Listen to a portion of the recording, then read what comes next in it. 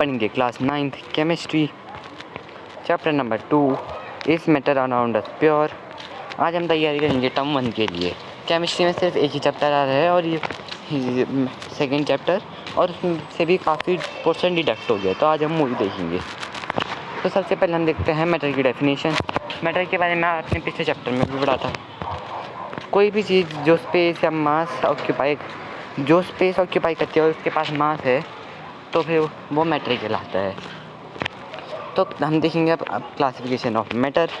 तो जो मैटर है, जो कि सॉलिड, लिक्विड और गैस के फॉर्म में पाया जाता है, इसे दो टाइप से क्लासिफाई किया जाता है, प्योर सब्सटेंस और मिक्सचर्स में। तो जो आज हम प्योर सब्सटेंस कंप्लीट करेंगे और नेक्स्ट पार्ट में हम मिक्सचर्स कंप्लीट करेंगे। तो फिर अब हम देखते हैं प्योर सब्सटेंस की डेफिनेशन। कोई भी सब्सटेंस जिसके पास एक ही टाइप के एटम्स या मॉलिक्यूल से बना होता है और उनके पास फिक्स्ड केमिकल प्रॉपर्टीज़ होती हैं, या फिर एक फिक्स्ड स्ट्रक्चर होता है, तो फिर हम उसे कहते हैं प्योर सब्सटेंस। तो जो प्योर सब्सटेंस है वो एक ही टाइप के एटम या मॉलिक्यूल से बना होगा। आप एटम या मॉलिक्यूल को पार्टिकल से रिप्लेस कर सकते हैं। एटम हर जो सारा दुनिया में सारा मैटर है, ये एटम से बना होता है। और जो एटम है, दो या दो से ज़्यादा एटम एक साथ मॉलिक्यूल बनाते हैं। तो फिर उनके पास प्योर सब्सटेंस में एक ही टाइप के एटम या एक ही टाइप के मॉलिक्यूल से बने होंगे। तो प्योर सब्सटेंस क्या होता है?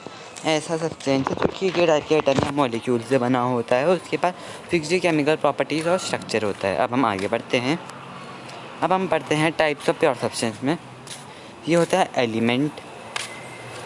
जो एलिमेंट होता है वो एक ही टाइप के एटम से बना होता है, इसलिए हम उसे और तोड़ नहीं सकते हैं।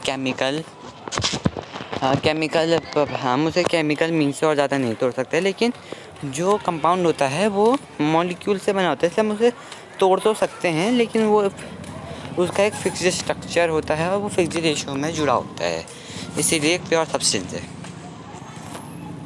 अब क्लासिफिकेशन ऑफ एलिमेंट देखते हैं। अब हायर क्लासेस में जाएंगे तो आपको और अलग टाइप के क्लासिफिकेशन देखेंगे एलिमेंट का, जैसे रेडियो एक्टिव एलिमेंट एक्सेट्रा। लेकिन यहाँ पे मैंने यहाँ पे ये सब सिंप्लीफाइड करने के लिए यहाँ पे मेटलॉइड्स और नॉन मेटल रखे हैं, और इनके बारे में आपने पिछली क्लास में पढ़ा भी है थोड़ा थोड़ा। तो अब हम देखते हैं मेटल। वैसे आप मेटल की डेफिनेशन जानते हैं। कोई मेटल एक एलिमेंट है जो कि डक्टाइल है, मेलेबल है और इलेक्ट्रिसिटी कंडक्ट करता है और हीट कंडक्ट करता है। इसके एग्जांपल कॉपर, लेड, टिन, निकल, स्टील, जिंक। अब नॉन मेटल ऐसे एलिमेंट होते हैं जो कि बिजली कंडक्ट नहीं करते हैं, हीट कंडक्ट नहीं करते हैं, शाइनी नहीं होते हैं, डल होते हैं, मेलेबल होते हैं और डक्टाइल होते हैं। मेलेबल नहीं होते हैं और डक्टाइल नहीं होते हैं। सल्फ़र इसका एग्जांपल, ब्रोमीन इसका एग्जांपल, कार्बन है इसका एग्जांपल, और ऑक्सीजन है। कार्बन इसका बहुत इंपॉर्टेंट एग्जांपल है, क्योंकि बहुत सारे कंपाउंड फॉर्म करता है इसके, और ये इतने कार्बन इतने ज़्यादा कंपाउंड बनाता है कि इसके ऊपर एक अलग पार्ट होता है ऑर्गेनिक केमिस्ट्री, जिसमें आप कार्बन और ऐसे कंपाउंड के बारे में पढ़ते हैं जिसमें कार्बन और हाइड्रोजन के एटम्स होते हैं। तो हम आगे बढ़ते हैं। अब मेटलॉइड्स। तो जो मेटलॉइड्स होते हैं, मेटलॉइड्स के पास दोनों की मिक्सड प्रॉपर्टीज़ होती है। उनके पास कॉम्बिनेशन होता है, थोड़ी प्रॉपर्टीज़ मेटल की और थोड़ी नॉन मेटल की, और उनकी प्रॉपर्टी इंटरमीडिएट होती है, और उनको हम सेमी मेटल्स भी कहते हैं, और हम उनको सेमी कंडक्टर्स भी कहते हैं, क्योंकि जब हम उनको गर्म करते हैं तो वो वो एक कंडक्टर बन जाते हैं, लेकिन जब वो ठंडे होता है तो फिर वो इंसुलेटर की तरह एक्ट करते हैं। तो अब हम आगे बढ़ते हैं।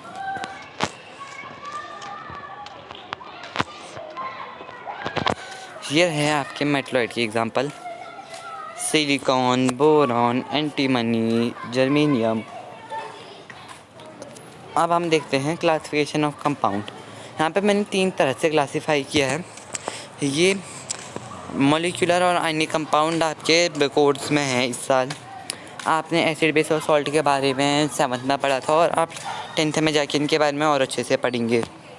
और ये ऑर्गेनिक और इनऑर्गेनिक कंपाउंड, ऑर्गेनिक और इनऑर्गेनिक कंपाउंड जो हैं ये कंपाउंड, इन कंपाउंड की डेफिनेशन और थोड़ा बहुत आप 10th में जाके देखेंगे, लेकिन मैंने इस वीडियो में इन्हें इसलिए इंक्लूड किया क्योंकि आपको थोड़ा बहुत इनके बारे में आना चाहिए, क्योंकि ये केमिस्ट्री की ब्रांचेस होती हैं, ऑर्गेनिक केमिस्ट्री और इनऑर्गेनिक केमिस्ट्री, इसलिए आपको इनके बारे में डेफिनेशन तो आनी ही चाहिए।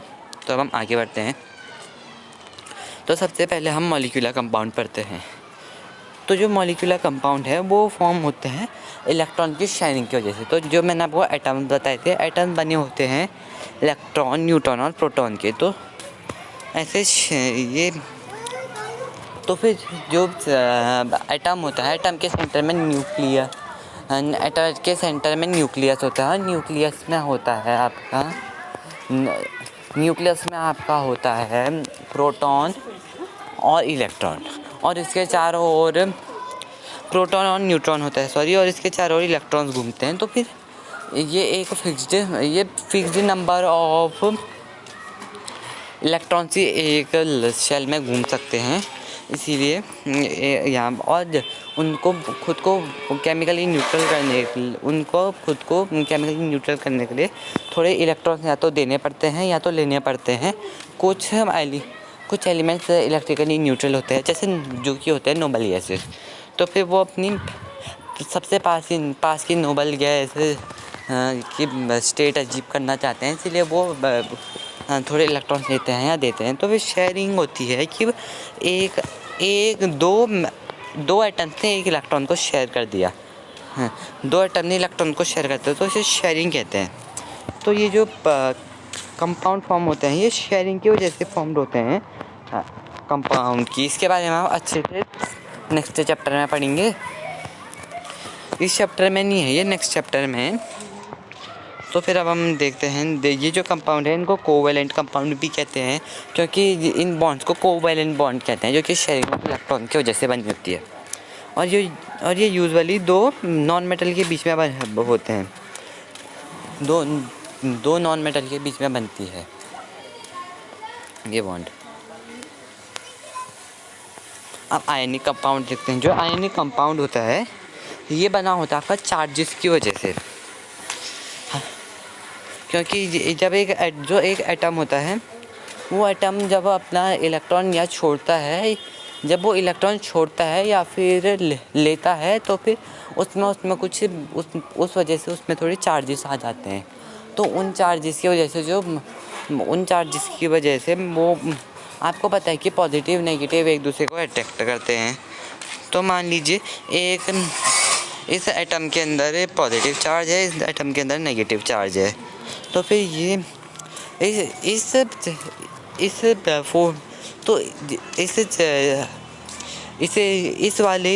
तो फिर अभी अट्रैक्शन की वजह से जुड़ेंगे, ये इसको इस साइड अट्रैक्ट करेगा, ये दोनों एक दूसरे को अट्रैक्ट करेंगे। तो फिर अब ये जुड़ जाएंगे और इस वाली बॉन्ड को, तो जो इस बॉन्ड से बने होते हैं जो कंपाउंड होते हैं, इस तरीके से बने होते हैं, तो उनको आयनिक कंपाउंड कहते हैं, क्योंकि आयन से बने होते हैं। तो ionic compound are compound made of ions that formed charged particles when an atom gain or loses electron। तो जैसे मैंने बताया कि वो चार्ज पार्टिकल बना देते हैं जब वो इलेक्ट्रॉन से गेन करते हैं या लूज़ करते हैं। तो अब हम आगे बढ़ते हैं। ये है आपके एग्जांपल्स, ये आपके आयनिक और मॉलिक्यूलर कंपाउंड के एग्जांपल है। तो वाटर तो हो गया आपका एक मॉलिक्यूलर कंपाउंड का एग्जांपल, और ये है आपका, और NaCl यानी कि सॉल्ट हो गया आपका आयनिक कंपाउंड का एग्जांपल। और ये हैं आपके बाकी एग्जांपल आयनिक और मॉलिक्यूलर कंपाउंड के हैं बाकी एग्जांपल्स। आगे बढ़ते हैं। अब हम एसिड्स पे आते हैं। तो जो एसिड होते हैं आपने क्लास 7th में पढ़ा था कि जो एसिड है वो एक केमिकल सब्सटेंस है जिसका टेस्ट खट्टा होता है। अभी आप 10th में जाके पढ़ेंगे तो फिर उनके आप प्रॉपर्टीज़ के बारे में भी पढ़ेंगे, आप इनकी प्रॉपर्टीज़ के बारे में भी पढ़ेंगे 10th में। तो फिर अभी मैं 7th के हिसाब से डेफिनेशन बोलूँ तो फिर ये है, एक एसिडिक केमिकल होता है जो कि खट्टा स्वाद का होता है। अब बेस एक सब्सटेंस होता है जो कि बिटर होता है, जो कि कड़वा होता है स्वाद में, और ये थोड़ा और ये आप अगर आप इसे टच करेंगे तो ये आपको सोफ़ी फील होगा, और ये बेस कहलाता, और ये बेस होते हैं, इन्हें बेस कहते हैं। ये तो आपकी 7th की डेफिनेशन है। मैंने इसमें टफ लेवल डेफिनेशन इसलिए नहीं दिया, नहीं तो आप कंफ्यूज हो जाएंगे। अब आप अगली क्लास में इनके बारे में अच्छे से पढ़ेंगे। आप सॉल्ट को तो आप सॉल्ट को अच्छे से आपको पता है सॉल्ट कैसे बनता है। तो न्यूट्रलाइजेशन की प्रोसेस में एक सॉल्ट और एक बेसिक सब्सटेंस, एक एसिडिक और एक बेसिक सब्सटेंस को मिक्स करते हैं उनकी एसिडिक या बेसिक अल्कलाइन नेचर को ख़त्म करने के लिए। अब अल्कलाइन नेचर क्या हुआ, जो वाटर है जो बेसिस वाटर में डिज़ोल्व हो जाता है उनको अल्कलीज कहते हैं। तो फिर तभी यहाँ पे अल्कलाइन नेचर दिया है। तो फिर जब ये न्यूट्रल हो जाए, इन दोनों को ये एक दूसरे के इफेक्ट को न्यूट्रल कर देते हैं, इस प्रोसेस को कहते हैं न्यूट्रलाइजेशन। और इसके प्रोडक्ट में, और इसका जो प्रोडक्ट होता है वो होता है आपका एक सॉल्ट। तो फिर अब हम देखते हैं, अब हम इसकी एग्जांपल देखते हैं। तो जैसे कि HCl है, ये हाइड्रोक्लोरिक एसिड, जिसे कि हम हाइड्रोजन क्लोराइड भी कहते हैं। ये आपका एसिड का टाइप है। एक एसिड है, बेस सोडियम हाइड्रोक्साइड है, एक NaOH सोडियम हाइड्रोक्साइड होता है जो कि एक बेस होता है, और NaCl जो कि हमारी सॉल्ट है, जो कि टेबल सॉल्ट होती है। ये एक सॉल्ट का एग्जांपल है, और इसका फॉर्मूला NaCl है, और इसे हम सोडियम क्लोराइड कहते हैं। तो आगे बढ़ते हैं। अब हम पढ़ेंगे, अब हम डेफिनेशन देख लेते हैं ऑर्गेनिक और इनऑर्गेनिक कंपाउंड का। तो फिर ऑर्गेनिक कंपाउंड्स क्या होते हैं? ऑर्गेनिक कंपाउंड्स वो कंपाउंड होते हैं जो हाइड्रोजन और कार्बन एटम जिन कंपाउंड्स के अंदर हाइड्रोजन या फिर कार्बन एटम होता है उनको ऑर्गेनिक कंपाउंड्स कहते हैं। उनको कहते हैं ऑर्गेनिक कंपाउंड। और जिनमें नहीं होता है हाइड्रोजन और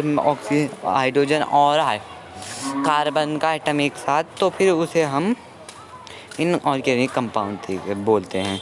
तो इनऑर्गेनिक कंपाउंड का एग्जांपल है सल्फर डाइऑक्साइड। और ऑर्गेनिक कंपाउंड का एग्जांपल है एसीटोनाइट्राइल। देखिए आप इसमें यहाँ पे देख सकते हैं, इसमें है, देखिए ये यहाँ पे हाइड्रोजन और कार्बन एटम दोनों हैं, और इसमें हाइड्रोजन और कार्बन दोनों में से कोई किसी का भी एटम नहीं है। तो फिर यहाँ पे हमारे प्योर सब्सटेंस ख़त्म होते हैं। यहाँ पे हमारे प्योर सब्सटेंस का क्लासिफिकेशन ख़त्म होता है। और अब हम अगले पार्ट में ये देखेंगे कि अब हम मिक्सचर के बारे में पढ़ेंगे अगले पार्ट में, और फिर उसके आगे वाले पार्ट में हम इस चैप्टर को कंप्लीट करेंगे आगे। तो फिर आशा करता हूँ आपको ये वीडियो पसंद आया हो, और इस वीडियो को देखने के लिए धन्यवाद।